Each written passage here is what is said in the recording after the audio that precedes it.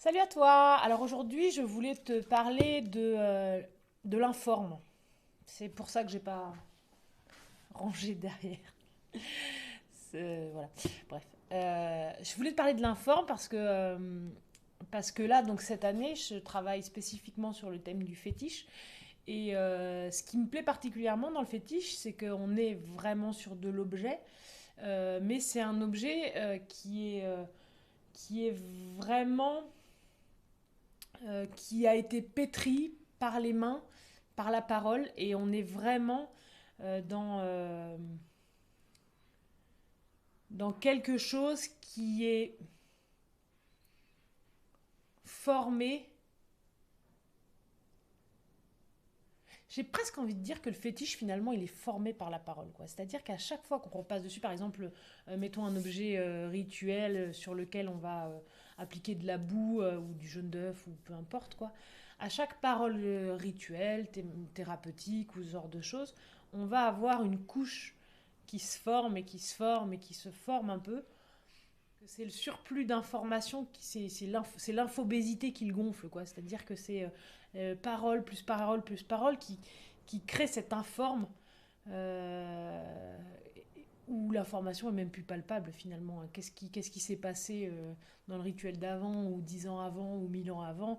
On ne le sait pas finalement. Et il ne reste que cette informe. Le fétiche, quelque part, il est poli par la parole, il est poli avec des signifiants, avec une intention et ce genre de choses, et que finalement, ça l'est tellement que ça finit par...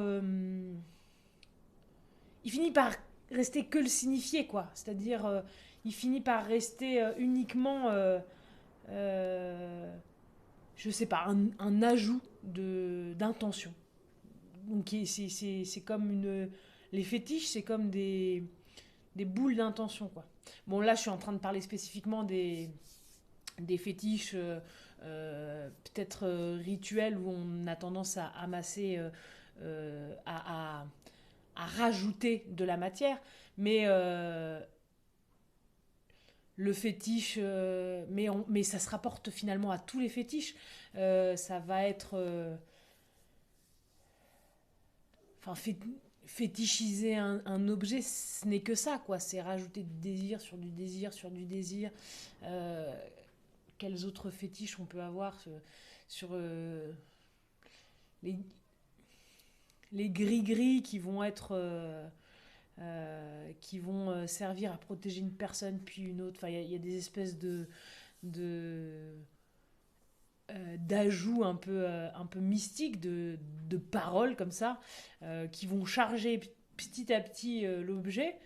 Et puis en fait, cet objet, plus il va traverser les âges, plus il va acquérir de fait des excès signifiants pour ceux qui vont... Enfin, ce que je veux dire, des excès de sens pour celui qui va l'avoir, qui l'aura reçu de sa grand-mère ou de